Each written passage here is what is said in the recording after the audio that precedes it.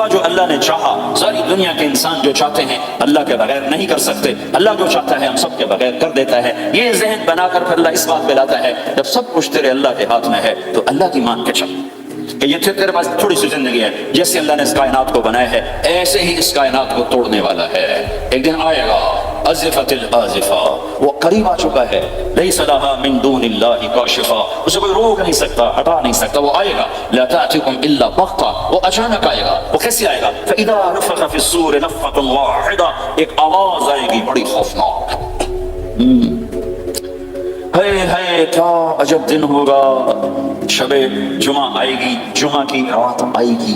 کسی کو نہیں خبر کہ آج کائنات کی آخری رات.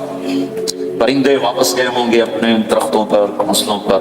شیر اپنے ٹھکانوں پر, چیتے اپنے ٹھکانوں پر, بھیڑیے اپنے ٹھکانوں پر, بکریاں, اونٹ, گائے, بھینس اپنے اپنی جگہ پر. اور اگر یہ بولٹن اس وقت موجود ہوگا تو بولٹن کے باشندے سوئے ہوں گے اپنے گھروں میں. کوئی ادھر تیاری کہ میں نے جاب پہ جانا ہے, یہ میرا سامان پڑا ہے, میں نے اسکول جانا ہے, یہ میری کتابیں پڑھی ہیں, میں نے آفس جانا ہے, یہ میری فائلیں پڑھی, میرا لیپ ٹاپ پڑا ہوا ہے. یہ سب کچھ جیسے آج کی رات ہے ایسے ہی ایک رات آئے گی.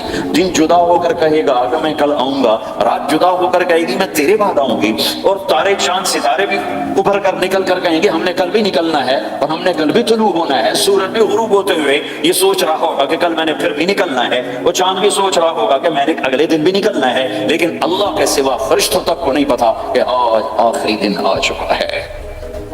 اور میرے نبی نے عجب نقشہ کھینچا ہے قیامت کے دن کا. ہم نے کہا عورت روٹی پکا رہی ہوگی, اس کے ہاتھ میں روٹی ہوگی. اب تو یہاں روٹی پکانے کا رواج بہت کم ہو گیا لیکن پھر بھی پکاتے ہیں. روٹی پکا رہی ہو, اس کے ہاتھ میں روٹی ہوگی, ابھی توے پہ ڈالنے جا رہی ہوگی.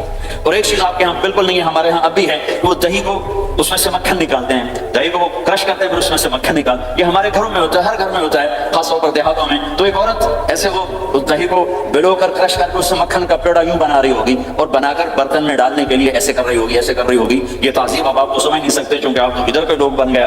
تو ہمارے دیہاتوں میں اب بھی یہ تہذیب ایسے کر رہی ہوگی, ایسے کر رہی ہوگی. اور پھر آپ نے فرمایا کہ ایک آدمی اپنے اونٹ کو چارہ ڈالنے کے لیے اس جگہ کو صاف کر رہا ہوگا کہ میں صبح ہو گئی ہے, میں اونٹ کو چارہ ڈالوں, پھر میرا اونٹ کھائے پر اس کو لے کر میں کام پہ جاؤں. اور دکاندار جھاڑو دے کر اپنی سیٹ پہ بیٹھ چکا ہے اور گاہک انٹر ہوتا ہے اور اسے کہتا ہے کہ 10 میٹر مجھے کپڑا چاہیے, اور اس کے لیے یوں کپڑا ناپ رہا ہے. ناپ کے 10 میٹر, 5 میٹر, 4 میٹر, 2 میٹر پر اس نے یوں کینچی رکھی.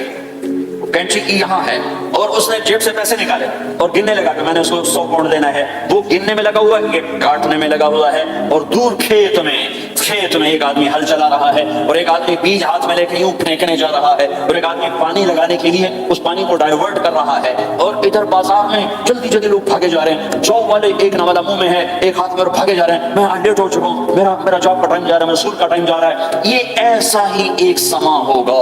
بولٹن اٹھے گا, انگلینڈ اٹھے گا, امریکہ اٹھے گا, ایشیا اٹھے گا, یورپ اٹھے گا, افریقہ اٹھے گا, ہندوستان اٹھے گا, پاکستان اٹھے گا, Burma, Malaysia, Thailand, Indonesia اسی طرح اٹھیں گے جیسے روزانہ اٹھتے ہیں. اور اللہ کے سوا کسی کو نہیں پتا کہ آج شام ہو گئی ہے.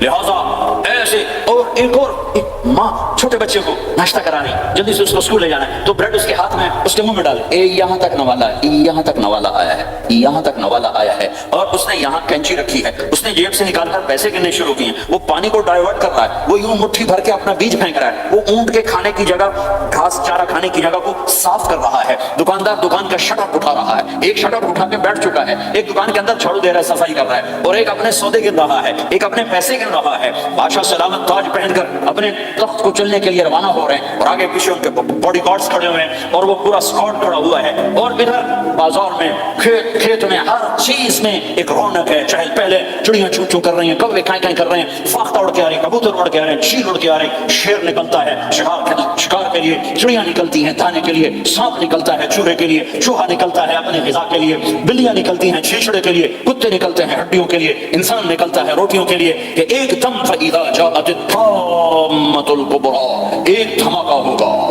آئے آئے, اور وہ کینچی والے کی کینچی یوں گر جائے گی, کپڑا یوں گر جائے گا. نوٹ والے کے ہاتھ سے نوٹ یوں بکھر جائیں گے, بٹوا یوں بکھر جائے گا. بیج والے کا ہاتھ یوں گرے گا, بیج وہیں گر جائے گا. نوالا بنانے والی کے ہاتھ میں نوالا بیٹے کے منہ تک نہیں جائے گا, یوں گر جائے گا. اور روٹی پکانے والے کے ہاتھ سے روٹی توے پر نہیں جائے گی, یوں گرے گی, توا وہ جائے گا, وہ جائے گی. معصوم بچے کو گود میں لے کر دودھ پلانے والی بچے کو یوں پھینکے گی. اور بھاگے گی.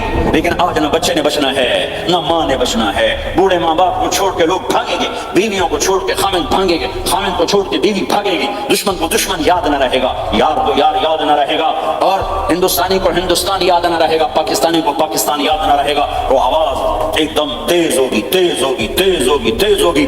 آواز کی شدت کانوں کے پردے پھاڑتی جا رہی. پر انسان بڑا سخت جان ہے, یہ نہیں مرے گا, پہلے جانور مریں گے. پہلے آسمان ٹوٹے گا, اذا السماء انشقت واذنت لربها وحقت واذا الارض مدت والقت ما فيها وتخلت واذنت لربها وحقت. وہ آسمان پھٹا, اذا الشمس كورت, وہ سورج ختم ہوا, واذا النجوم انكدرت, وہ ستارے جھڑ گئے, ٹوٹ گئے, واذا الجبال سيرت, پہاڑ ریت بن گئے, واذا العشار عطلت, جانور منہ اٹھا کے بھاگ پڑے. اذا السماء انفطرت, آسمان پھٹا, واذا الكواكب انتثرت, ستارے ٹوٹے, واذا البحار فجرت, سمندروں میں آگ لگ گئی, واذا القبور بعثرت, قبریں اکھڑ گئی. انسان ادھر بھاگا ادھر بھاگا, ہر چیز کو تباہ ہوتے دیکھ رہا ہے. پہاڑ ریت بن رہے ہیں, جنگلوں میں آگ لگ رہی ہے, سمندروں میں آگ لگ رہی ہے. آنکھوں کے سامنے سورج کو بکھرتا دیکھیں گے, اندھا ہوتا جہاں, چاند ٹکڑے ٹکڑے, تارے ٹکڑے ٹکڑے, آسمان ٹکڑے ٹکڑے, اور ان کی ایسی سخت جانی ہے, سب دیکھیں. ان سارے مناظر کے بعد پھر میرے اللہ کی ایک خوفناک اسرافیل کی آواز آئی, اور سب. آج کوئی رونے والے نہیں ہے, آج کوئی کفن دینے والا نہیں ہے, آج کوئی قبر میں ڈالنے والا نہیں ہے, آج کوئی کندھا دینے والا نہیں ہے. آج سب کی اکٹھی موت ہے, آج سب ختم ہیں. پھر میرا رب پہلے آسمان کے فرشتوں کو موت دے گا, پھر دوسروں کو, پھر تیسرا آسمان, پھر چوتھا آسمان, پھر پانچواں آسمان, پھر چھٹا آسمان, پھر ساتواں آسمان. پھر اللہ تعالیٰ عرش کے فرشتوں کو موت دے گا. پھر اللہ تعالیٰ فرمائے گا جبریل میکائیل مر جائیں, تو اللہ تعالیٰ کا عرش سفارش کرے گا, یا اللہ جبریل میکائیل تو نہ مرے, ان کو تو بچا لے. تو اللہ تعالیٰ فرمائیں گے اسکت فقط كتبت الموت على من كان تحت عرشی, خاموش رہو, میرے عرش کے نیچے سب نے مرنا ہے. جبریل مر جائے گا, میکائیل مر جائے گا. پھر اللہ پوچھے گا کون باقی ہے, تو وہ کہے گا یا اللہ اسرافیل جو پھونک رہا ہے وہ باقی ہے اور میں باقی ہوں. اللہ کہیں گے اسرافیل مر جائے, تو اسرافیل وہ جو ہاتھ میں لے کے پھونک مار رہے ہوں گے, سور وہ ان کے ہاتھوں سے گرے گا, اور اسرافیل میں گرے گا, اور وہ سور یوں اڑتا ہوا اللہ کے عرش کے ساتھ جا کر ٹک جائے گا. پھر اللہ فرمائے گا کون باقی ہے. اب اسرائیل کی ٹانگیں کانپیں گی, سب کو موت کا ذائقہ چکھانے والا آج خود چکھنے لگا ہے. کون باقی, دھڑ دھڑ دھڑ دھڑ دھڑ دھڑ ٹانگیں, یا اللہ بس اب تو تیرا یہ غلام باقی ہے, باقی تو سب اتر گئے موت کے گھاٹ. تو میرا اللہ تعالیٰ کہے گا مت فإنک خلق من خلق, تو بھی مر جا, تو بھی میری ایک مخلوق ہے. اور میرے بھائیو, اس مٹ جانے والی دنیا کے پیچھے اللہ کو ناراض نہ کرو. اس کی عزت بھی دھوکا ہے, اس کی شہرت بھی دھوکا ہے, اس کی دولت بھی دھوکا ہے, اس کی حکومت بھی دھوکا ہے, اس کا عروج بھی دھوکا ہے, اس کا سوال بھی دھوکا ہے, اس کی عزت بھی دھوکا ہے, اس کی ذلت بھی دھوکا ہے, اس کا مال بھی دھوکا ہے, اور اس کا فخر غربت بھی دھوکا ہے, اس کی زندگی بھی دھوکا ہے. سب نظروں کا فریب ہے. حضرت علی کا فرمان ہے الناس النیام اذا ما تنتبهوا, لوگ سوئے ہوئے ہیں, جب موت آئے گی تو آنکھ کھل جائے گی. گھاٹے کا سودا کر کے نہ مرو, گھاٹے کا سودا کر کے نہ مرو, اللہ کو ناراض کر کے نہ مرو. سب چھوڑ کے جانے والی ہیں, سب چھوٹنے والا ہے, لہذا اللہ کو ساتھ لے لو, اللہ کو ساتھ لے لو, اللہ کو ساتھ لے لو. سب کو مارنے کے بعد میرا اللہ کہے گا من کان لی شریکا فلیات, کوئی ہے میرے سامنے تو آؤ. من کان لی شریکا فلیات, کوئی ہے میرے مقابلے میں تو آؤ. من کان لی شریکا فلیات, کوئی ہے میری ٹکر کا تو آؤ. 3 دفعہ, 3 دفعہ. پھر اللہ زمین آسمان کو ایک جھٹکا دے گا, پھر کہے گا انا الملک, میں بادشاہ ہوں.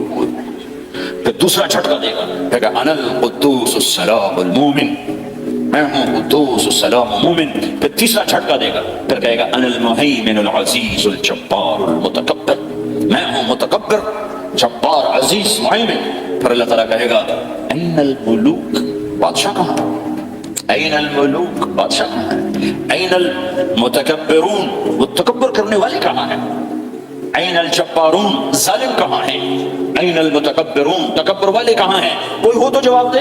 پھر اللہ تعالیٰ کہے گا لمن الملک اليوم, آج کون ہے بادشاہ, آج کس کی ہے بادشاہی. وہ جواب دینے والا ہے ہی نہیں, تو اللہ خود کہے گا للہ الواحد القہار, آج اکیلے اللہ کی بادشاہ, آج بھی اسی کی ہے, آج بھی اسی کی ہے, پیچھے بھی اس کی تھی, آگے بھی اس کی ہے. للہ الامر من قبل ومن بعد, للہ الامر من قبل ومن بعد, ان الحکم الا للہ, الخلق والامر واللیل والنہار وما سکن فیہما للہ وحدہ, ان العزة للہ جميعا قل ان الامر كله لله لله ما في السماوات وما في الارض وان تبدوا ما في انفسكم او تخفوه يحاسبكم به الله له ما في السماوات وما في الارض وما بينهما وما تحت الثرى وان تجهر بالقول فانه يعلم السر واخفى. وہ کون ہے؟ اللہ. وہ کیسا ہے؟ لا الہ الا ہو. صفات کیسی ہیں؟ لہ الاسماء الحسنى. یہ میرے رب کا پیغام ہے پوری دنیا کے انسانوں کے لیے کہ یہ دنیا امتحان کی جگہ ہے. نہ اپنی مرضی سے آئے ہو، نہ اپنی مرضی سے مرتے ہو، نہ اپنی مرضی سے جیتے ہو، نہ اپنی مرضی سے جاتے ہو. لہٰذا اس 4 دن کی زندگی میں تمہیں ٹیسٹ میں ڈالا گیا ہے. اللہ کو راضی کرتے ہو، شیطان کو راضی کرتے ہو. اللہ کو مناتے ہو، شیطان کے پیچھے چلتے ہو. اللہ کو مناتے ہو، اپنی طبیعت اور غلام، اپنی طبیعت کا غلام بنتے ہو. یہ میرا اور آپ کا امتحان ہے. لا الہ الا اللہ میں ایگریمنٹ ہے، یا اللہ تیری مان کے چلیں. لا الہ الا اللہ ایگریمنٹ ہے، یا اللہ تیری مان کے چلیں. کیسے تیری مان کے چلیں گے؟ اگلا حصہ ہے محمد الرسول اللہ. تیرے حبیب کے طریقے پر چلیں گے. اللہ کو راضی کرنے کا ایک ہی راستہ ہے. عرب کے لیے، عجم کے لیے، کالے کے لیے، گورے کے لیے، سید کے لیے، قریشی کے لیے، ہاشمی کے لیے، پٹھان کے لیے، راجپوت کے لیے، گجراتی کے لیے، ملائی کے لیے، تھائی کے لیے، انڈین کے لیے، سب کے لیے ایک راستہ ہے، ایک راستہ ہے، ایک راستہ ہے. وہ ہے محمد الرسول اللہ. جب آپ معراج پہ گئے تو آپ نے کہا یا اللہ، آپ نے ابراہیم کو خلیل بنایا اور موسیٰ کو کلیم بنایا اور داؤد کو لوہا نرم کر کے دیا، سلیمان کو ہوا طے کر کے دی اور عیسیٰ علیہ السلام کے لیے مردے زندہ کیے. میرے لیے کیا ہے؟ تو اللہ تعالیٰ نے فرمایا اولیس قد اعطیتک افضل من ذلک کلہ، میرے محبوب میں نے آپ کو وہ دیا ہے جو کسی کو نہیں دیا. وہ کیا دیا ہے؟ اللہ ذکرت الا ذکرت معی، قیامت تک تیرا میرا نام اکٹھا رہے گا، الگ نہیں ہو سکتا. لا الہ الا اللہ محمد رسول. لا الہ الا اللہ میں 12 حرف ہیں، 12. محمد رسول اللہ میں 12 حرف ہیں. لا الہ الا اللہ 12 حرفوں سے بنا ہے. لام اور الف، یہ اس کو گنو تو 12 بنتے ہیں. پھر میم اور ہا اور میم اور دال کو آگے تک گنو تو 12 بنتے ہیں. ادھر بھی 12، ادھر بھی 12. پھر حرف کی 2 قسمیں ہیں، ایک نقطے والے، ایک بغیر نقطے والے. نقطے والے حرف کمزور ہوتے ہیں، بغیر نقطے والے حرف طاقتور ہوتے ہیں. کہ نقطے والا حرف اپنا مطلب بنانے کے لیے نقطے کا محتاج بن جاتا ہے، اور جو بغیر نقطے والا ہوتا ہے وہ اپنا مطلب بتانے کے لیے نقطے کا محتاج نہیں ہوتا. جیم کمزور ہے، ہا طاقتور ہے. ہا کو اپنا مطلب بتانے کے لیے نقطے کی ضرورت نہیں. جیم کو، خا کو اپنا مطلب بتانے کے لیے نقطے کی ضرورت ہے. سین طاقتور ہے، شین کمزور ہے. کہ شین کو اپنا مطلب بتانے کے لیے 3 نقطوں کی ضرورت ہے، سین کو اپنا مطلب بتانے کے لیے کسی نقطے کی ضرورت نہیں ہے. الف طاقتور ہے، با کمزور ہے، تا کمزور ہے، ہا طاقتور ہے، جیم کمزور ہے، خا کمزور ہے، دال طاقتور ہے، را طاقتور ہے، سا کمزور ہے، سین طاقتور ہے، شین کمزور ہے، صاد طاقتور ہے، ضاد کمزور ہے، تا طاقتور ہے، ضاد کمزور ہے. یہ میں آپ کو حروف کی بات بتا رہا ہوں. جب میرے اللہ نے اپنا کلمہ بنایا، پہلے اپنا نام منتخب کیا اللہ، تو اس میں کوئی حرف نقطے والا نہیں آیا. ٹھیک ہے، اللہ کوئی نقطے والا حرف ہے. پھر اللہ نے اپنے نبی کا نام بنایا محمد، کوئی نقطے والا حرف ہے. پھر نام بنایا احمد، کوئی نقطے والا حرف ہے. پھر جب کلمہ بنایا تو کلمہ ان حرفوں سے بنایا جس میں کوئی نقطے والا حرف نہیں ہے. لا الہ الا اللہ محمد الرسول اللہ.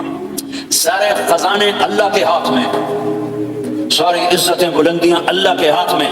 جانے کا راستہ محمد رسول اللہ، پہنچنے کا راستہ محمد رسول اللہ، لینے کا راستہ محمد رسول اللہ، جہنم سے بچنے کا راستہ محمد رسول اللہ، جنت میں جانے کا راستہ محمد رسول اللہ، دنیا کی برکتیں عزتیں سمیٹنے کا راستہ محمد رسول اللہ، ذلتوں پستیوں سے بچنے کا راستہ محمد رسول اللہ. میرے حبیب جنت کے لیے چابی ہیں، جہنم کے لیے تالا ہیں.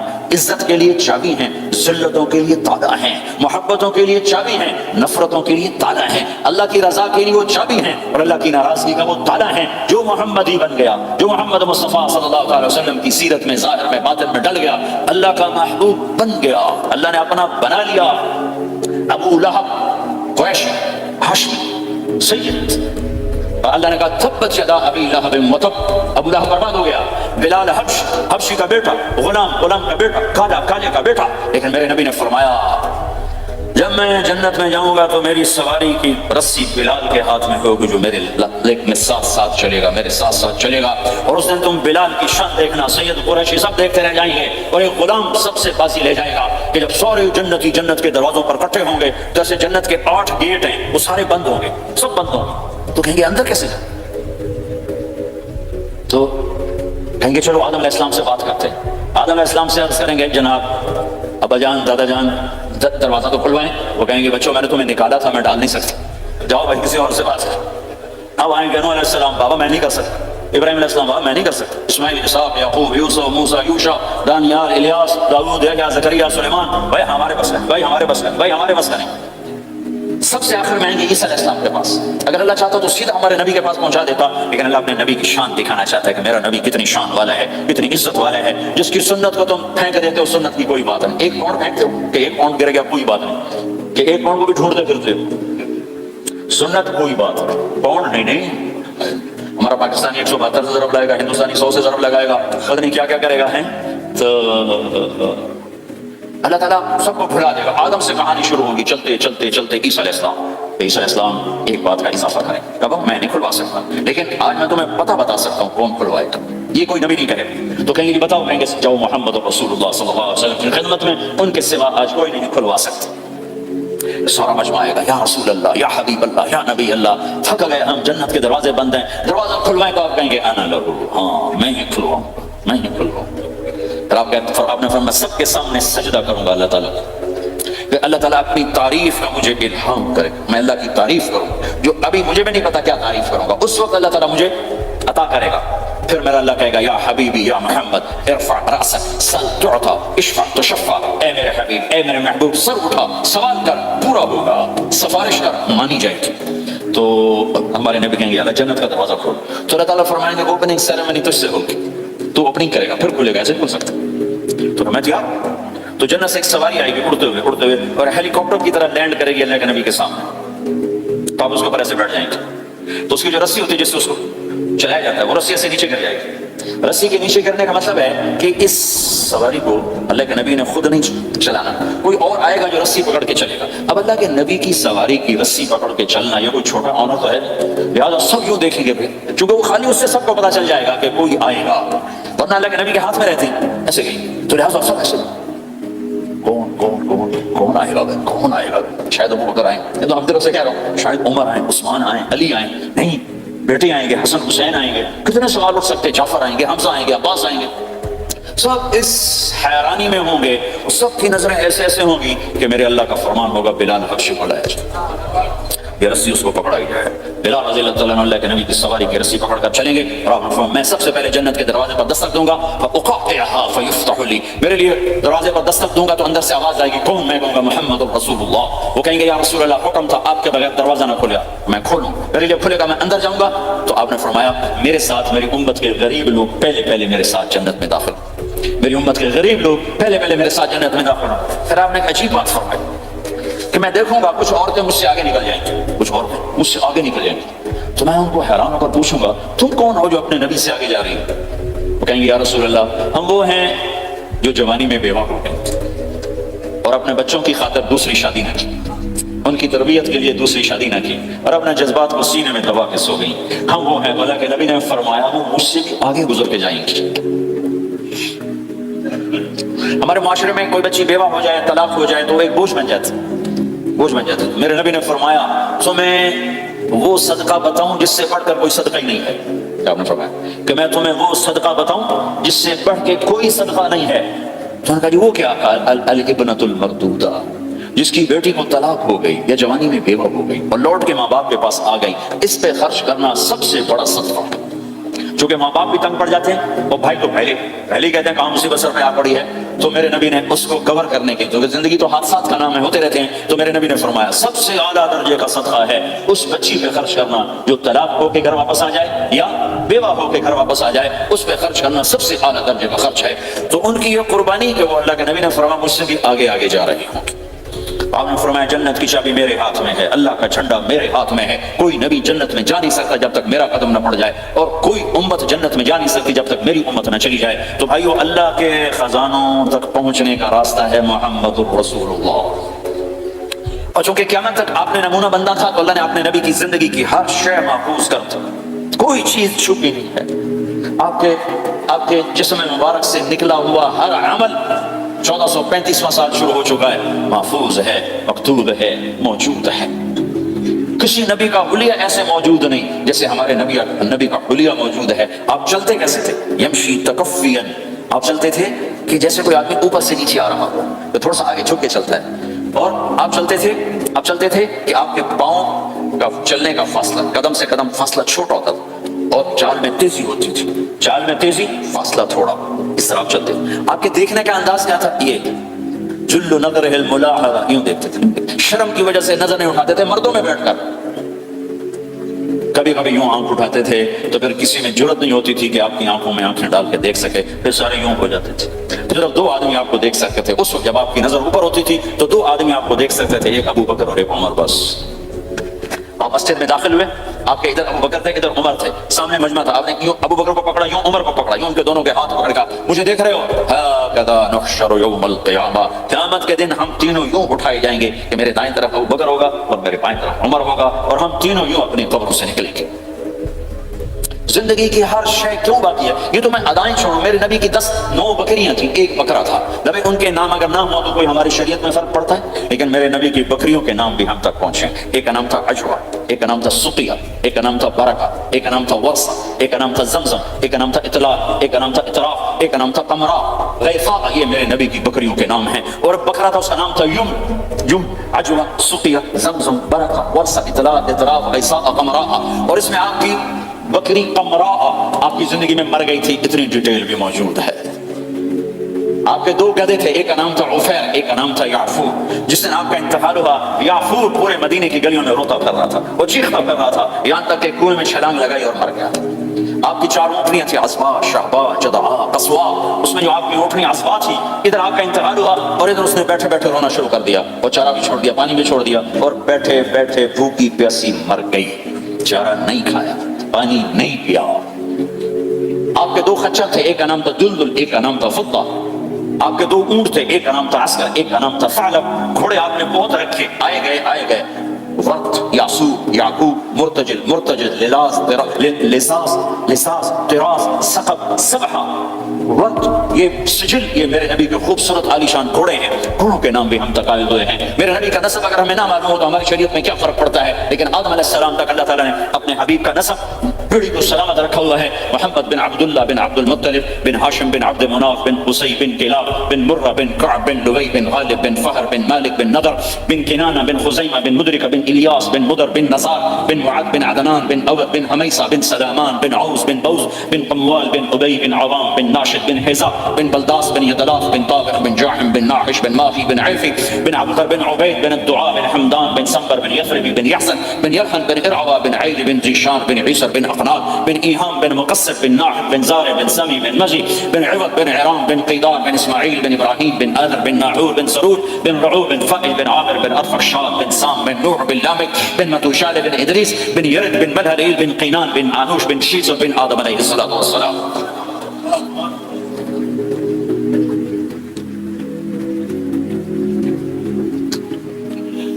اللہ کا اعلان ہے، جہاں رہو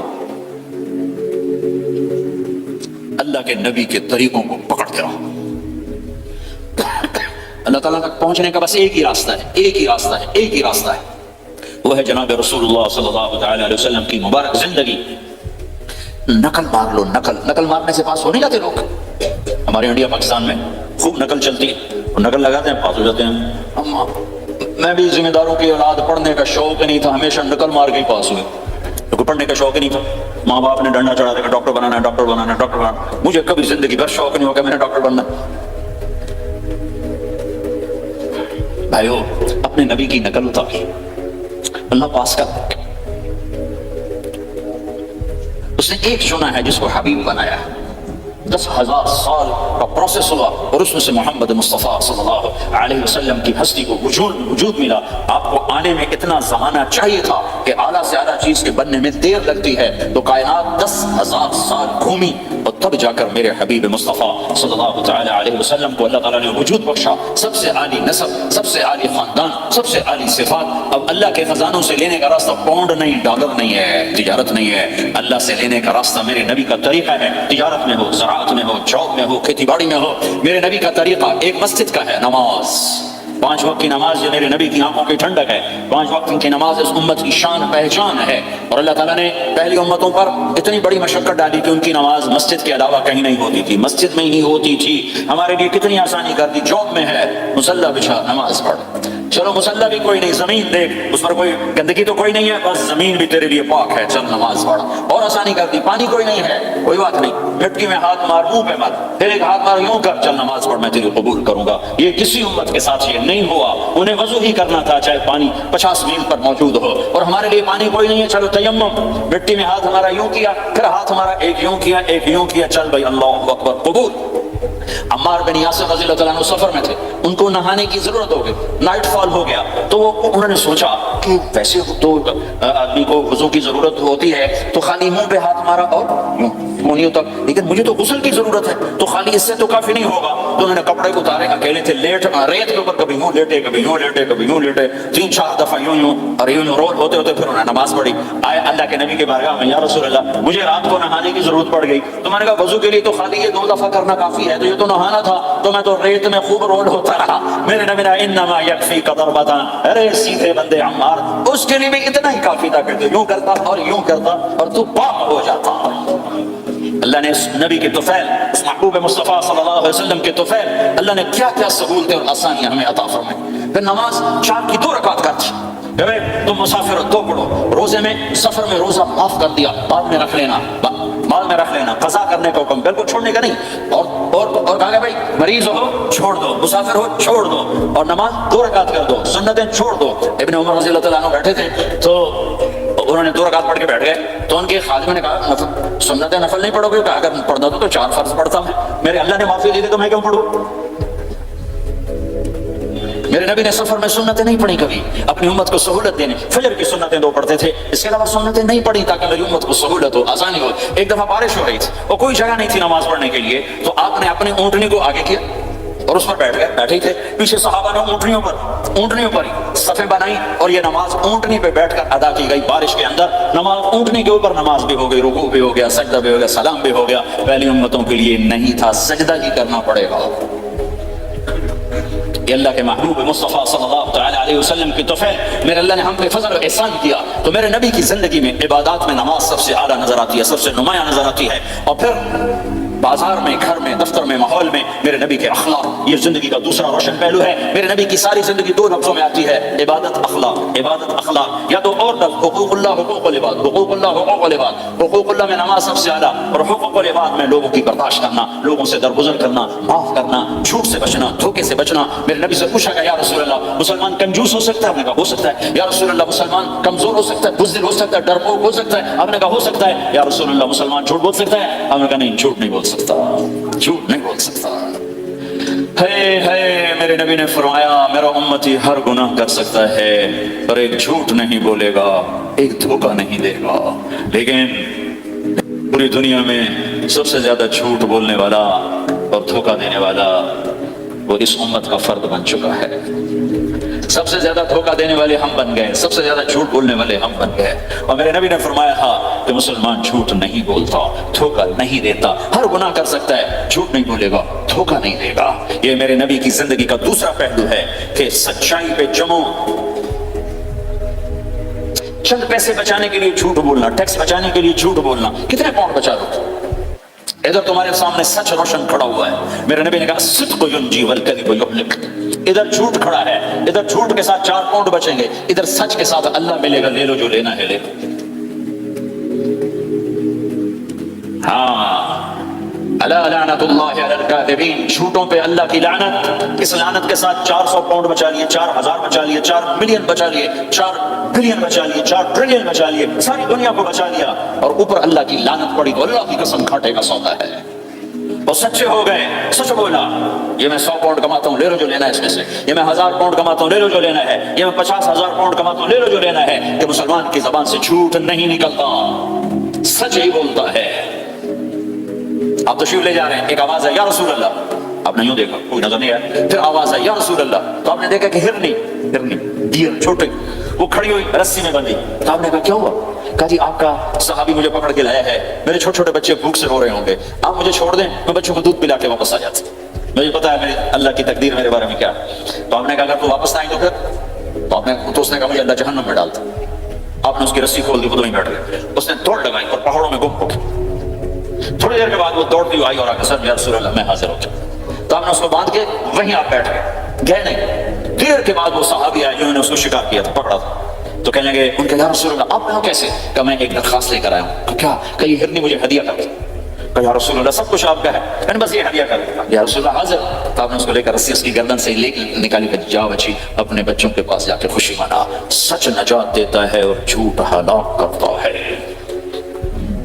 ایک ہرنی جان کی بازی کھیل گئی سچ بولنے کے لیے، تم چند پاؤنڈوں پہ جھوٹ بولتے ہو، ایمان کو برباد کر کے رکھ دیتے ہو۔ مسلمان جھوٹ نہیں بولتا، مسلمان دھوکہ نہیں دیتا، مسلمان کی زبان سے سخت بول نہیں نکلتا، کسی کو بے عزت نہیں کرتا، کسی کو بے اکرامی نہیں کرتا، کسی کا دل نہیں توڑتا، کسی کو ذلیل نہیں کرتا، خود سہتا ہے اوروں کو خوشیاں دیتا ہے، خود دکھ سہتا ہے، اوروں کو راحت دیتا ہے، خود تکلیف سہتا ہے۔ یہ میرے نبی کے اخلاق ہیں، یہ میرے نبی کی زندگی ہے، اور یہ اسلام کا سب سے بڑا چیپٹر ہے اور سب سے مشکل چیپٹر ہے۔ جب میرے نبی نے لمبی نمازیں پڑھی تو اللہ نے روک دیا کہ میرے حبیب ما انزلنا علیک القرآن لتشقى، اتنی لمبی نماز نہ پڑھ کے تو تھک جائے۔ میرے نبی نے تبلیغ میں زور دکھایا تو اللہ نے روک دیا، فلتذهب نفسك علیہم حسرات، میرے نبی اتنا غم نہ کر کے آپ خود ہی آہیں پڑھتے پڑھتے آپ مر جائیں۔ میرے نبی نے مال سارا خرچ کیا، اللہ نے اس سے بھی روک دیا، ولا تبسطها كل البسط فتقعد ملوما محسورا، اتنا خرچ نہ کریں کہ آپ خود پھر دکھی ہو کے بیٹھ جائیں۔ خرچ کرنا بہت بڑا عمل، تبلیغ سب سے سارے عملوں کا سردار عمل۔ تبلیغ سے بڑا کوئی کام ہوتا تو اللہ نبیوں کو دیتا، اگر تبلیغ سے بڑھ کر کوئی کام ہوتا تو اللہ نبیوں کو دیتا، گشت سے بڑھ کر کوئی محنت ہوتی تو اللہ نبیوں کو دیتا۔ 950 سال نوح علیہ السلام گشتی کر رہے ہیں، اور اللہ کی مان لو، اللہ کی مان لو، اتنا عظیم عمل کا میرے نبی درمیانہ نماز سب سے بڑی عبادت، میرے نبی درمیانہ کام۔ لیکن جب میرے نبی نے اخلاق اچھے کیے، دشمن کو معاف کرنا، تو ایک آدمی آپ سوئے ہوئے تھے، آپ کی تلوار لٹکی تھی، ایک آدمی آیا، اس نے آپ کی تلوار اتاری اور آپ کے یوں ماری پسلی میں، آپ اٹھ کے بیٹھ گئے، اب وہ قتل کے ارادے کے لیے آ چکا ہے اور تلوار یہاں ہے، کہتا من یمنعک منی، اب بول تمہیں کون بچائے گا؟ تو آپ نے مسکراتے ہوئے کہا اللہ، تو اس کے ہاتھ سے تلوار گر پڑی، تو آپ نے اٹھا لی، آپ نے یوں سیدھی کی، اب تو بچا، تجھے کون بچائے گا؟ کہنے لگا مجھے تو ہی بچائے گا، وہ تو اللہ کو جانتا نہیں تھا، کہا بابا مجھے تو ہی بچائے گا۔ تو آپ کہتے ہیں اس کا سر اڑا دو، یہ نبی کو قتل کرنے آیا ہے۔ میرے نبی نے فرمایا کلمہ پڑھتے ہو؟ کہا نہیں پڑھتا۔ کہا جاؤ معاف کیا۔ یہ میرے نبی کے اخلاق ہیں۔ 20 سال جنہوں نے قتل کے منصوبے بنائے، قتل کے منصوبے مکہ والے، جب آپ مکہ میں فاتحانہ داخل ہوئے، ابو سفیان سب سے زیادہ آپ کو دکھ پہنچانے والوں میں پیش تو آپ نے ابو سفیان کو عزت دی۔ جو ابو سفیان کے گھر میں داخل ہوگا اس کو کچھ نہیں کہا جائے گا۔ آپ تو ابو سفیان کو بلا کے سولی پہ لٹکاتے، اور آپ کہہ رہے ہیں جو ابو سفیان کے گھر میں جائے گا اسے کچھ نہیں کہا جائے گا، جو بیت اللہ میں ہوگا اسے کچھ نہیں کہا جائے گا۔ سارا مکہ سامنے، آپ یوں بیت اللہ کا دروازے پر یوں دونوں ہاتھ ایسے ٹکا کے کھڑے تھے، پھر آپ نے کہا میں کیا کروں گا اب تمہارے ساتھ؟ تو سہیل بن عمر نے کہا آپ کریم ہیں، کریم کے بیٹے ہیں، تو آپ نے کہا جاؤ میں نے معاف کیا۔ یہ اخلاق آج بڑھ چکے ہیں، مردوں سے، عورتوں سے، علم والوں سے، خانقاہ والوں سے، تبلیغ والوں سے، سب زیرو ہوئے پڑے ہیں۔ جب تک یہ اخلاق زندہ نہیں ہوتے اسلامی زندگی قائم نہیں ہو سکتی، اسلامی معاشرت قائم نہیں ہو سکتی، اور دین دو چیزوں سے آگے پھیلتا ہے، ایک دعوت اور ایک اخلاق۔ دعوت اور اخلاق، دعوت اور اخلاق۔ دعوت نہیں ہوگی تو اخلاق نہیں پڑے رہ جائیں گے، اخلاق نہیں ہوگے تو دعوت کوئی قبول نہیں کرے گا۔ میرے نبی نے کتنے معجزے دکھائے مکے میں، نہیں کلمہ پڑھا۔ بدر میں ان کے 70 مارے گئے، فرشتوں کو دیکھا، جبریل کے گھوڑے کی آواز سنی، کلمہ نہیں پڑھا۔ خندق میں شکست ہوئی، کلمہ نہیں پڑھا۔ پانی نکلتے دیکھا، انگلیوں سے کلمہ نہیں پڑھا۔ ایک بکرے کا ایک بازو پکایا، ایک بازو بکرے کا، ایک اگلا جو بازو ہوتا، اور 40 آدمیوں نے کھانا کھایا اور ایک بوٹی کم نہیں ہوئی، ایک بوٹی کم نہیں ہوئی، کلمہ نہیں پڑھا۔ لیکن جب میرے نبی نے کہا جاؤ معاف کیا تو سارے ہی کلمہ پڑھ گئے کہ واقعی یہ اخلاق نبی میں ہو سکتا۔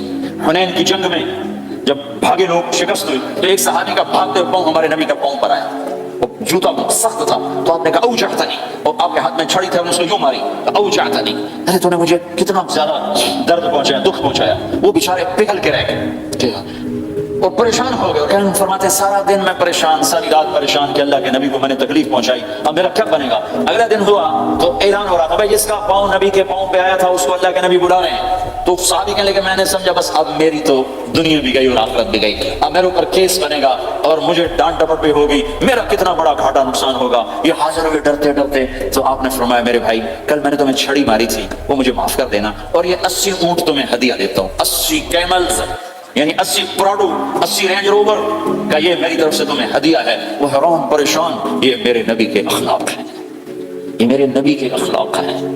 کانٹے بچھانے والی نے 4 دن آنا چھوڑ دیا، بیمار ہو گئی تھی، تو ہم نے کہا کیا بات ہے ہمارے راستے میں اب کانٹے کوئی نہیں ہے؟ کہا یہ وہ بیمار پڑی ہے جو کانٹے بچھاتے تھے، تو آپ اس کے گھر چلے گئے، ماں جی خیریت تو ہے، آپ ٹھیک تو ہیں؟ کہا بیٹا مجھے کلمہ پڑھا دے، بس تیرے اخلاق نے مجھے فتح کر لیا ہے۔ میرے بھائیوں یہ چیپٹر بھول چکے ہیں، بھول چکے ہیں، بھول چکے ہیں۔ جب تک یہ چیپٹر زندہ نہیں ہوگا زندگی اسلامی نہیں بنے گی، معاشرہ اسلامی نہیں بنے گا، اور آگے قوموں کے لیے اسلام کا دروازہ نہیں کھلے گا۔ ہمیں معاف کرنا آتا ہو، ہمیں گالی دینے والے کو دعا دینا آتا ہو، غیبت کرنے والے کی تعریف آتی ہو، اور غیبت کرنے سے، غیبت سننے سے اپنے آپ کو ایسے بچاؤ جیسے زہر سے بچا دو، جیسے آگ سے بچا دو۔